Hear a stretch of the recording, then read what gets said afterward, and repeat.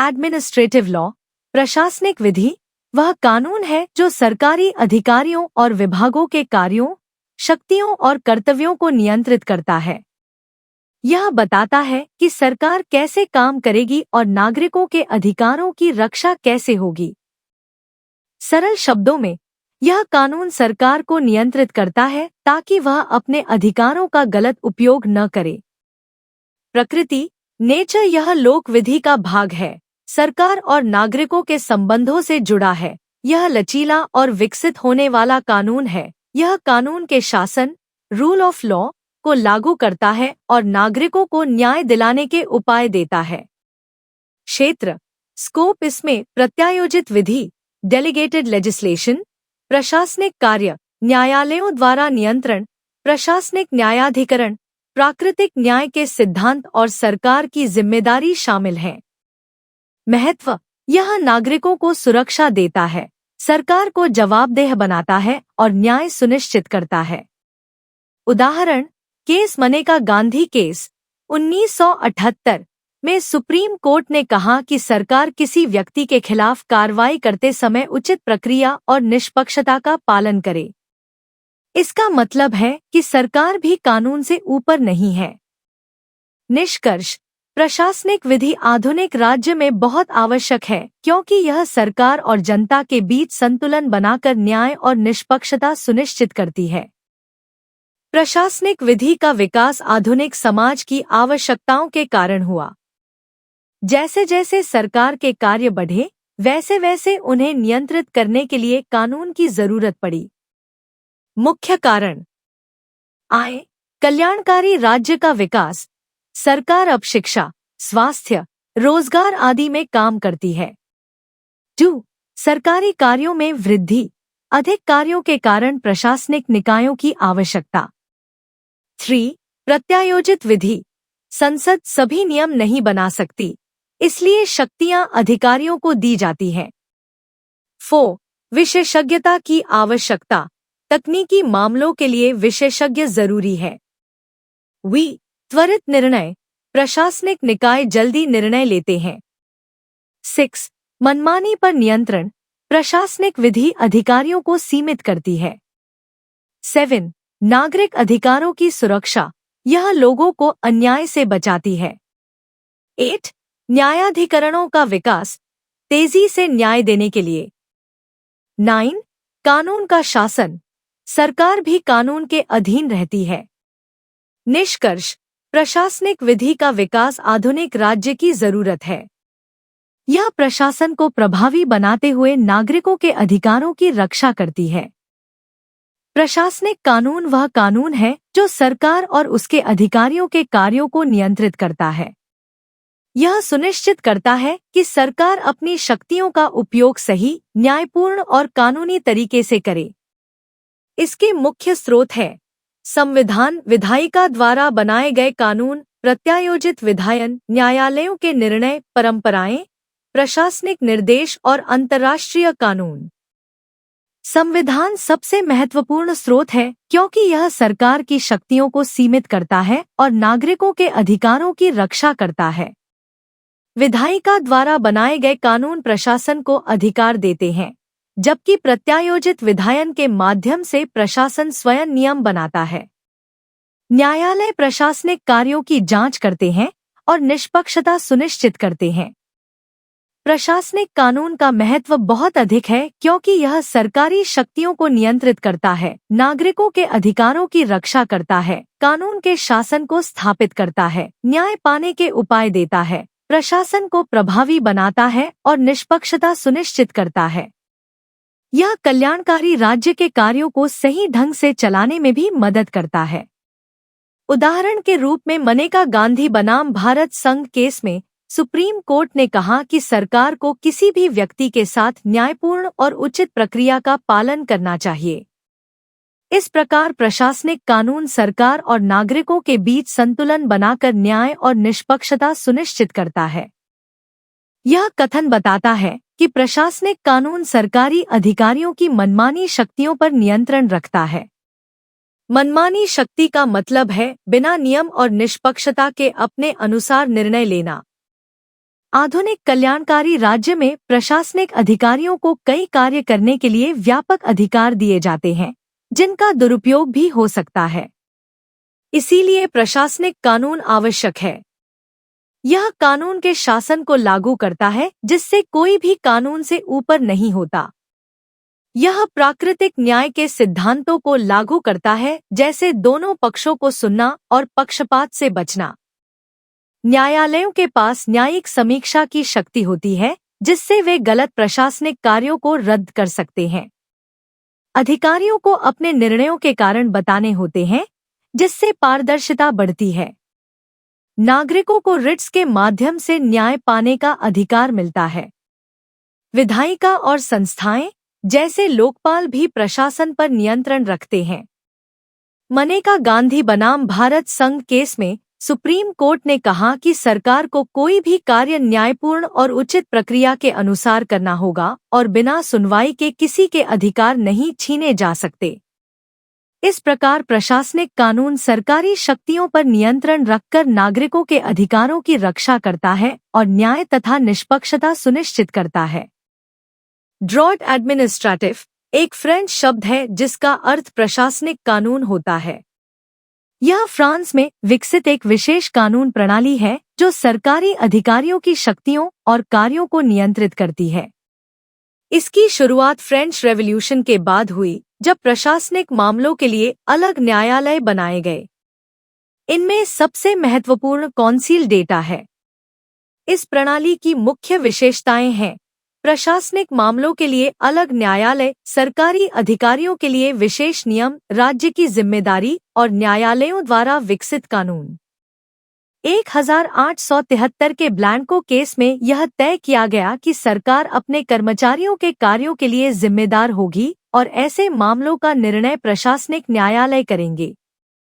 इस प्रकार drought administrative प्रशासनिक शक्तियों पर नियंत्रण रखता है, नागरिकों को न्याय देता है और राज्य तथा नागरिकों के बीच संतुलन बनाए रखता है।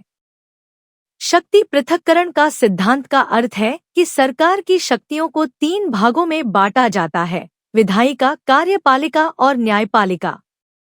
विधायिका कानून बनाती है, कार्यपालिका उन्हें लागू करती है और न्यायपालिका उनकी व्याख्या करती है। इसका उद्देश्य शक्ति के केंद्रीकरण को रोकना और दुरुपयोग से बचाना है। इस सिद्धांत को मॉन्टेस्क्यू ने अपनी पुस्तक द स्पिरिट ऑफ लॉज में समझाया। भारत में यह सिद्धांत पूर्ण रूप से लागू नहीं है, बल्कि आंशिक रूप में अपनाया गया है। संविधान में तीनों अंगों के कार्य अलग अलग निर्धारित किए गए हैं, लेकिन उनमें कुछ हद तक आपसी सहयोग और नियंत्रण भी है। जैसे न्यायपालिका कानूनों की समीक्षा कर सकती है, कार्यपालिका विधायिका के प्रति उत्तरदायी होती है और राष्ट्रपति मंत्रिपरिषद की सलाह पर कार्य करता है।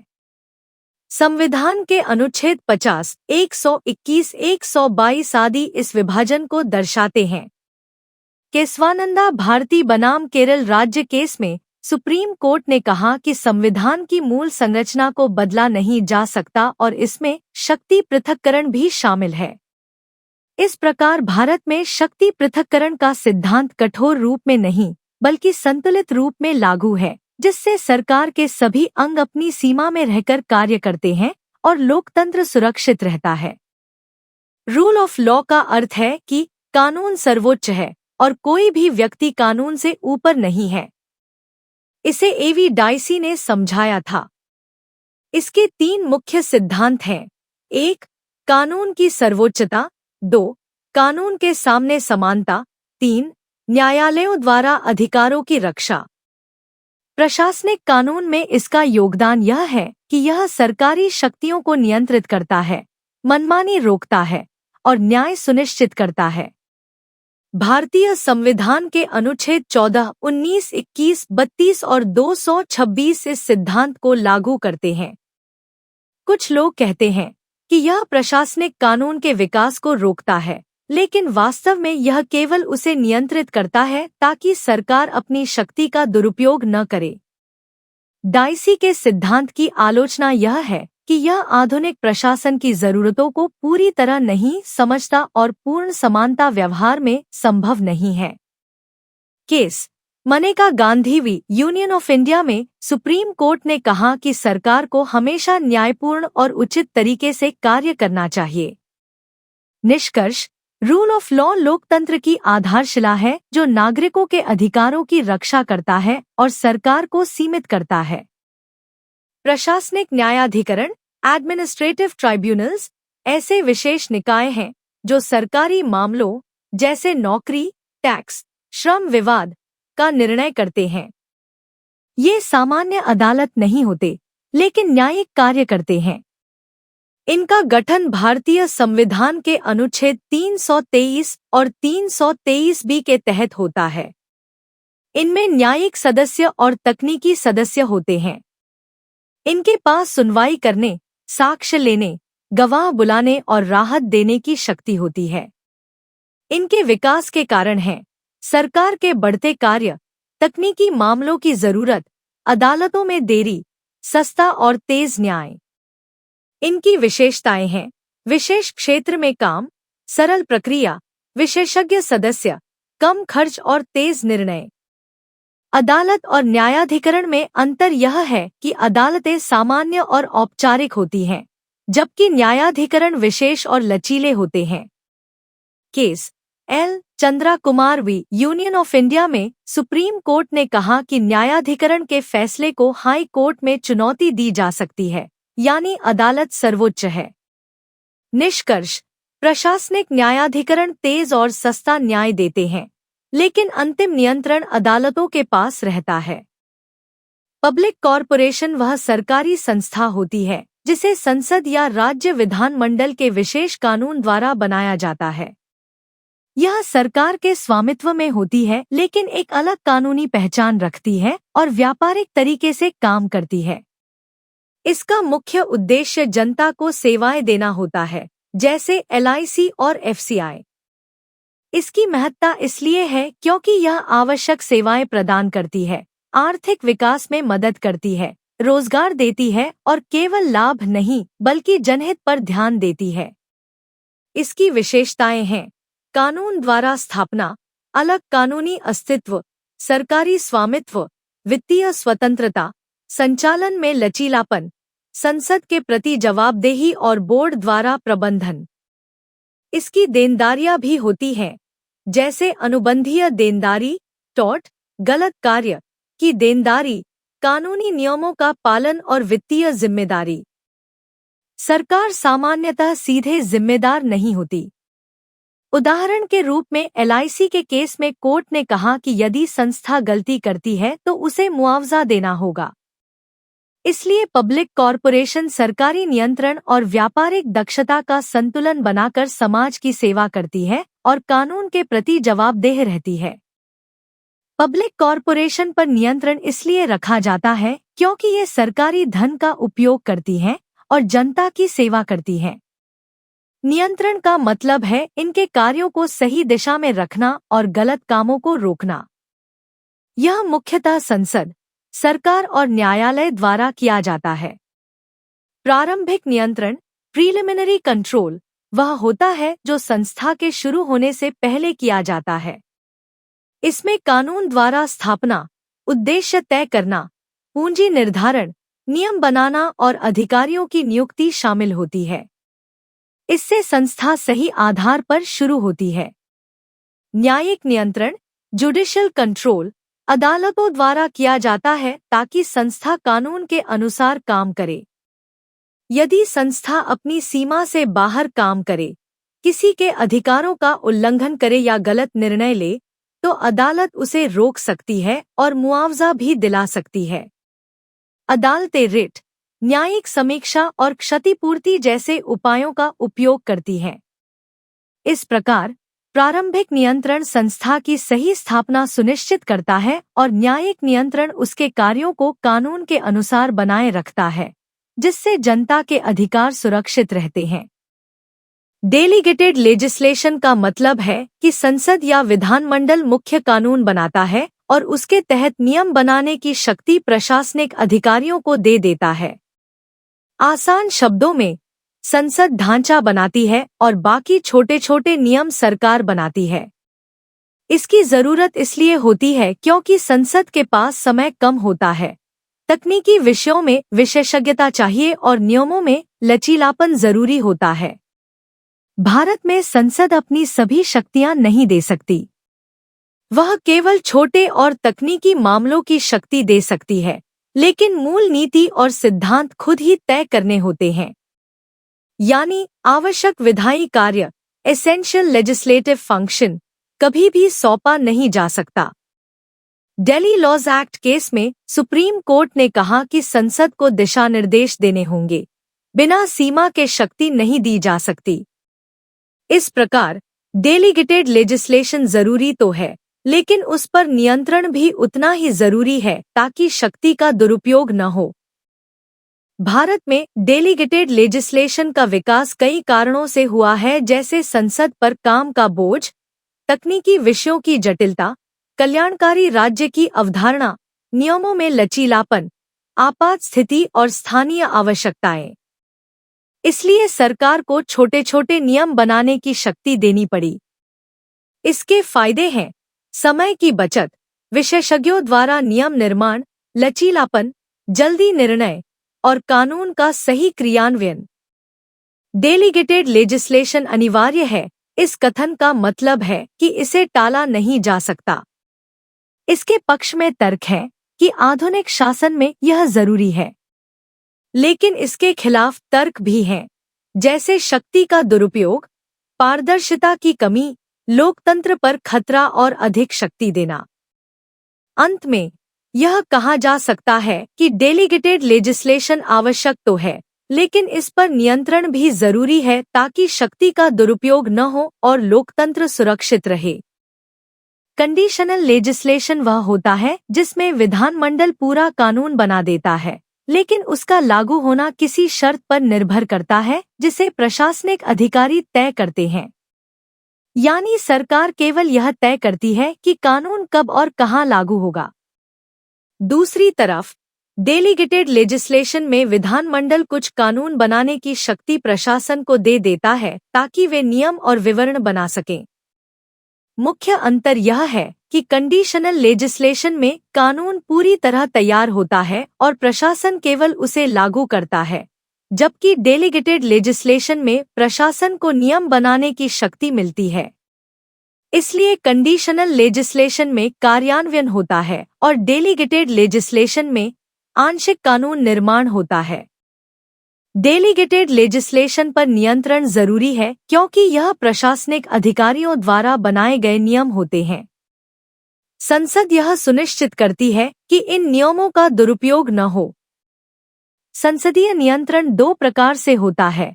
पहला, कानून बनाते समय जिसमें संसद नीति और सीमाएं तय करती है। दूसरा, कानून बनने के बाद जिसमें नियमों को संसद के सामने रखा जाता है। लेइंग प्रोसीजर, समितियां जांच करती हैं, प्रश्न पूछे जाते हैं और जरूरत पड़ने पर नियम रद्द या संशोधित किए जाते हैं। संसद का दायरा यह देखने तक है कि नियम मूल कानून के अनुसार हैं या नहीं और कहीं शक्ति का अधिक उपयोग तो नहीं हुआ। न्यायिक नियंत्रण अदालतों द्वारा किया जाता है। यदि कोई नियम अपनी सीमा से बाहर हो, अल्ट्रा वीर्स, मौलिक अधिकारों का उल्लंघन करे, अनुचित हो या प्राकृतिक न्याय के विरुद्ध हो, तो अदालत उसे रद्द कर सकती है। इस प्रकार संसद और न्यायालय दोनों मिलकर यह सुनिश्चित करते हैं कि डेलीगेटेड लेजिस्लेशन का सही उपयोग हो और नागरिकों के अधिकार सुरक्षित रहें। प्रतिनिधिक डेलीगेटेड विधान वह कानून है जो कार्यपालिका को विधायिका द्वारा दिए गए अधिकारों के आधार पर बनाया जाता है। क्योंकि यह सीधे जनता द्वारा चुनी गई संस्था द्वारा नहीं बनाया जाता, इसलिए इस पर नियंत्रण आवश्यक है। प्रक्रियात्मक नियंत्रण और प्रकाशन इसके महत्वपूर्ण साधन हैं। प्रक्रियात्मक नियंत्रण का अर्थ। प्रक्रियात्मक नियंत्रण का मतलब है कि नियम बनाते समय कुछ निश्चित प्रक्रियाओं का पालन करना जरूरी है। यदि इनका पालन नहीं किया जाता तो कानून अमान्य हो सकता है। मुख्य उपाय। 1. पूर्व प्रकाशन। नियम का ड्राफ्ट पहले प्रकाशित किया जाता है और जनता से सुझाव मांगे जाते हैं। 2. परामर्श विशेषज्ञों या संबंधित संस्थाओं से सलाह ली जाती है। 3. जन भागीदारी, जनता अपने विचार देती है जिससे कानून बेहतर बनता है। 4. संसद के समक्ष रखना, नियमों को संसद के सामने रखा जाता है ताकि नियंत्रण बना रहे। 5. स्वीकृति, कुछ नियमों के लिए संसद की मंजूरी आवश्यक होती है। 6. राजपत्र में प्रकाशन, नियमों का आधिकारिक प्रकाशन जरूरी है। प्रकाशन से संबंधित प्रावधान, कानून तभी लागू होगा जब वह प्रकाशित हो। 1. राजपत्र में प्रकाशन सबसे महत्वपूर्ण है। 2. अनिवार्य और निर्देशात्मक प्रकाशन में अंतर होता है। 3. प्रकाशन के माध्यम, राजपत्र, वेबसाइट, समाचार पत्र। 4. लागू होने की तिथि, प्रकाशन की तिथि या निर्धारित तिथि। 5. जनता के लिए उपलब्धता जरूरी है। केस स्टडी, हरला वी स्टेट ऑफ राजस्थान, 1951। इस मामले में कानून को सही तरीके से प्रकाशित नहीं किया गया था। सुप्रीम कोर्ट ने कहा कि बिना प्रकाशन के कानून लागू नहीं किया जा सकता। सरल अर्थ, अगर लोगों को कानून की जानकारी ही नहीं है तो उन्हें उसके उल्लंघन के लिए दंडित नहीं किया जा सकता। निष्कर्ष, प्रक्रियात्मक नियंत्रण और प्रकाशन दोनों मिलकर यह सुनिश्चित करते हैं कि प्रशासनिक कानून पारदर्शी, न्यायपूर्ण और जनता के हित में हो। भारतीय संविधान में विधायिका, कार्यपालिका और न्यायपालिका के बीच संतुलन बनाए रखने के लिए न्यायपालिका को न्यायिक पुनरावलोकन, जुडिशियल रिव्यू की शक्ति दी गई है। इसके साथ ही न्यायिक सक्रियता, जुडिशियल एक्टिविज्म का विकास हुआ है जिससे न्यायालय समाज में न्याय सुनिश्चित करने के लिए सक्रिय भूमिका निभाते हैं। न्यायिक पुनरावलोकन का अर्थ, यह न्यायालय की वह शक्ति है जिसके द्वारा वह कानूनों और सरकारी कार्यों की संवैधानिकता की जांच करता है। यदि कोई कानून संविधान के विरुद्ध है तो न्यायालय उसे निरस्त कर सकता है। संवैधानिक आधार, अनुच्छेद 13, 32, 226 आदि न्यायिक पुनरावलोकन को शक्ति प्रदान करते हैं। केशवानंदा भारती, 1973।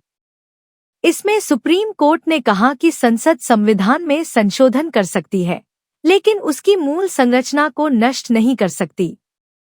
महत्व, इससे संविधान की सर्वोच्चता और न्यायिक शक्ति की रक्षा हुई।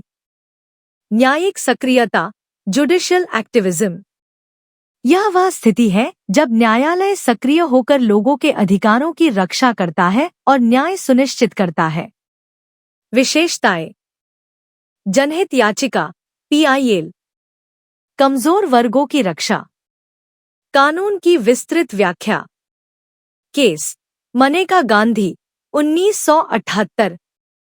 न्यायालय ने जीवन के अधिकार को व्यापक बनाया और कहा कि इसमें गरिमा और स्वतंत्रता शामिल है। लाभ, जनता के अधिकारों की रक्षा, सरकार पर नियंत्रण, सामाजिक न्याय को बढ़ावा। आलोचना, शक्तियों के विभाजन का उल्लंघन, न्यायालय का अतिक्रमण। निष्कर्ष, न्यायिक पुनरावलोकन और न्यायिक सक्रियता दोनों भारतीय संविधान के महत्वपूर्ण अंग हैं। ये नागरिकों के अधिकारों की रक्षा करते हैं, लेकिन इनका संतुलित उपयोग आवश्यक है ताकि शासन प्रणाली सही तरीके से चलती रहे। भारतीय संविधान के अनुच्छेद 32 और 226 के तहत न्यायालय नागरिकों के अधिकारों की रक्षा के लिए रिट जारी करते हैं। मुख्य रिट हैं हेबियस कॉर्पस, मंडामस, सर्टियोरारी, प्रोहिबिशन और क्वो वारंटो। हेबियस कॉर्पस, इसका अर्थ है शरीर को प्रस्तुत करो। यह अवैध हिरासत के खिलाफ जारी होती है। यदि किसी व्यक्ति को बिना कारण बंद किया गया है तो न्यायालय उसे प्रस्तुत करने का आदेश देता है। Case ADM Jabalpur, 1976। आपातकाल में इस रिट को सीमित किया गया, लेकिन बाद में व्यक्तिगत स्वतंत्रता को सर्वोच्च माना गया। मंडामस, इसका अर्थ है हम आदेश देते हैं। यह किसी सरकारी अधिकारी को उसका कर्तव्य पूरा करने के लिए बाध्य करता है। इसे प्रभावित व्यक्ति या जनहित याचिका द्वारा दायर किया जा सकता है। सर्टियोरारी, यह निचली अदालत या ट्रिब्यूनल के आदेश को रद्द करने के लिए जारी होती है जब अधिकार क्षेत्र से बाहर कार्य किया गया हो या प्राकृतिक न्याय का उल्लंघन हुआ हो। प्रोहिबिशन, यह निचली अदालत को किसी मामले की सुनवाई से रोकने के लिए जारी होती है जब वह अपनी सीमा से बाहर जा रही हो। को वारंटो, इसका अर्थ है किस अधिकार से। यह जांच करता है कि कोई व्यक्ति सार्वजनिक पद पर वैध रूप से बैठा है या नहीं। निष्कर्ष, ये सभी रिट नागरिकों के अधिकारों की रक्षा और प्रशासनिक नियंत्रण के महत्वपूर्ण साधन हैं और भारत में विधि के शासन को मजबूत करते हैं। कल्याणकारी राज्य में सरकार जनता के हित में अनेक कार्य करती है, लेकिन इसके साथ प्रशासन में भ्रष्टाचार, देरी और शक्ति के दुरुपयोग की संभावना भी बढ़ जाती है। इन समस्याओं को रोकने के लिए ओम्बड्समैन संस्था का विकास हुआ। परिभाषा, ओम्बड्समैन एक स्वतंत्र अधिकारी होता है जो नागरिकों की शिकायतों की जांच करता है, विशेष रूप से सरकारी अधिकारियों के खिलाफ।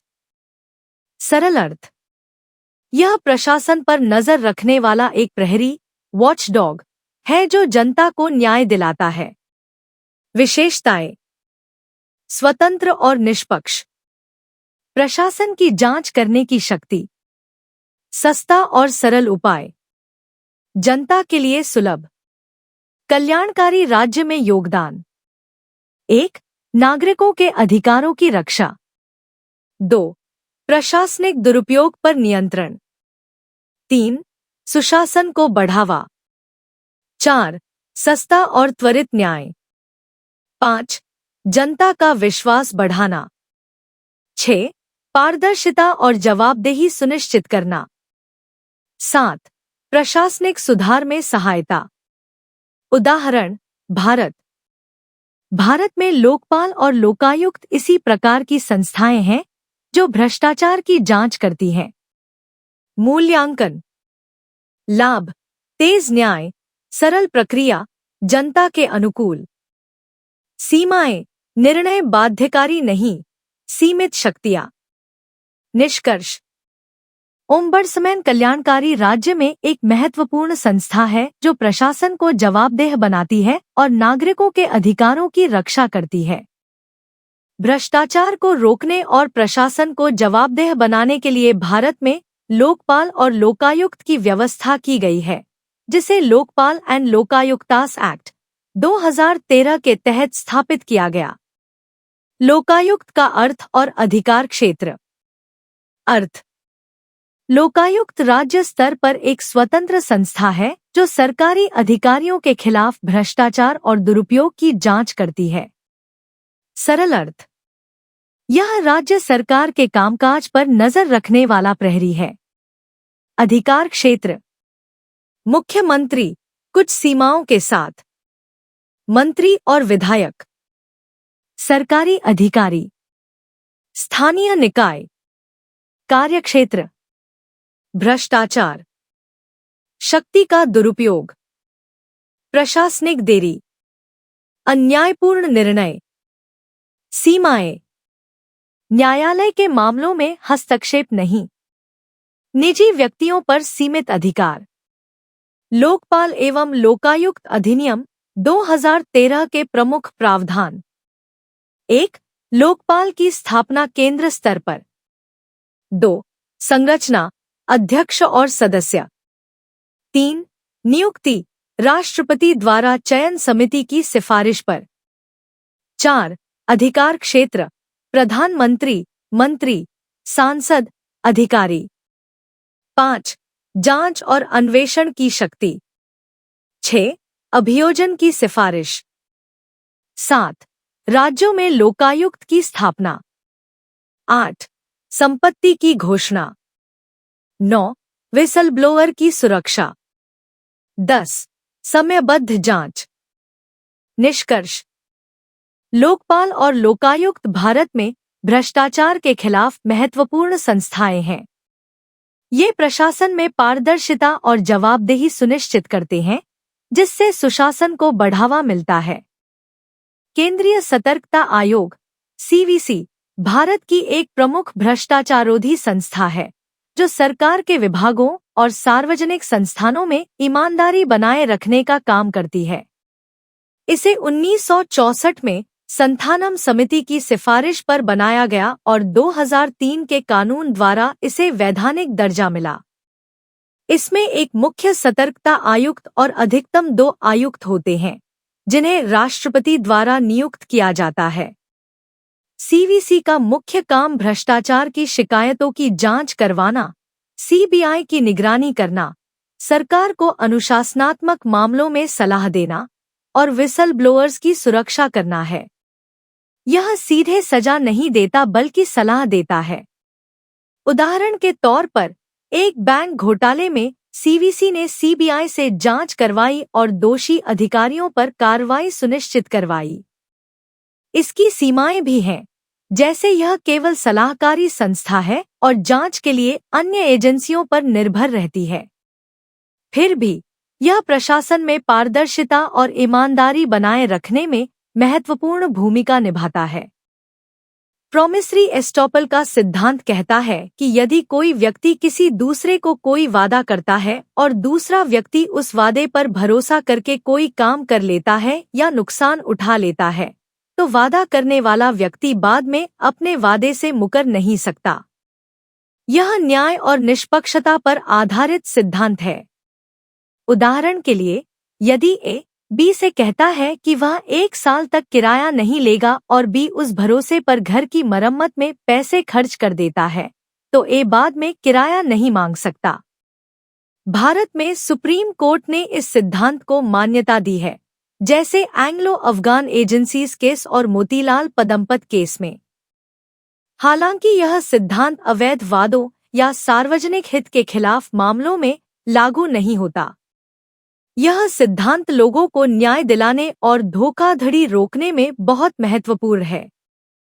प्राकृतिक न्याय के सिद्धांत ऐसे मूल नियम हैं जो यह सुनिश्चित करते हैं कि हर व्यक्ति के साथ न्यायपूर्ण व्यवहार हो। इसके 2 मुख्य सिद्धांत हैं। पहला, आउडी ऑल्टरम पार्टम, यानी किसी भी व्यक्ति को सजा देने से पहले उसकी बात सुनी जाए। दूसरा, नेमो जुडेक्स इन कॉजा सुआ, यानी कोई भी व्यक्ति अपने ही मामले में न्यायाधीश नहीं बन सकता। ये सिद्धांत प्रशासनिक अधिकारियों, सरकारी विभागों और न्यायाधिकरणों पर लागू होते हैं जब उनके निर्णय से किसी व्यक्ति के अधिकार प्रभावित होते हैं। उदाहरण के लिए, मनेका गांधी केस में सुप्रीम कोर्ट ने कहा कि बिना सुनवाई के पासपोर्ट जब्त करना गलत है। इसी तरह डाइम्स केस में जज के निजी हित के कारण निर्णय को अवैध माना गया। ये सिद्धांत न्याय, निष्पक्षता और पारदर्शिता सुनिश्चित करते हैं तथा शक्ति के दुरुपयोग को रोकते हैं। बायस का मतलब है पक्षपात, यानी जब निर्णय लेने वाला व्यक्ति निष्पक्ष नहीं होता। नेमो जुडेक्स इन कॉजा सुआ का अर्थ है कि कोई भी व्यक्ति अपने ही मामले में न्यायाधीश नहीं बन सकता। यदि किसी व्यक्ति का मामले में व्यक्तिगत, आर्थिक या अन्य कोई हित जुड़ा है, तो वह निष्पक्ष निर्णय नहीं दे सकता। बायस के मुख्य प्रकार हैं व्यक्तिगत पक्षपात, आर्थिक पक्षपात, विषयगत पक्षपात, विभागीय पक्षपात और नीति आधारित पक्षपात। उदाहरण के लिए, डाइम्स केस में जज के पास कंपनी के शेयर होने के कारण निर्णय को रद्द कर दिया गया।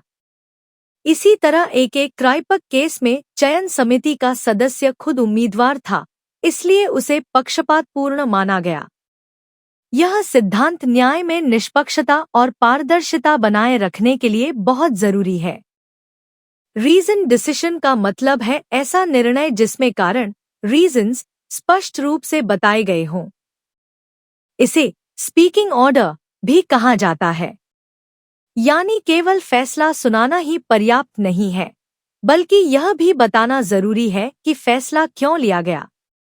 इसमें केस के तथ्य, सबूत, मुद्दे और निष्कर्ष के कारण शामिल होते हैं।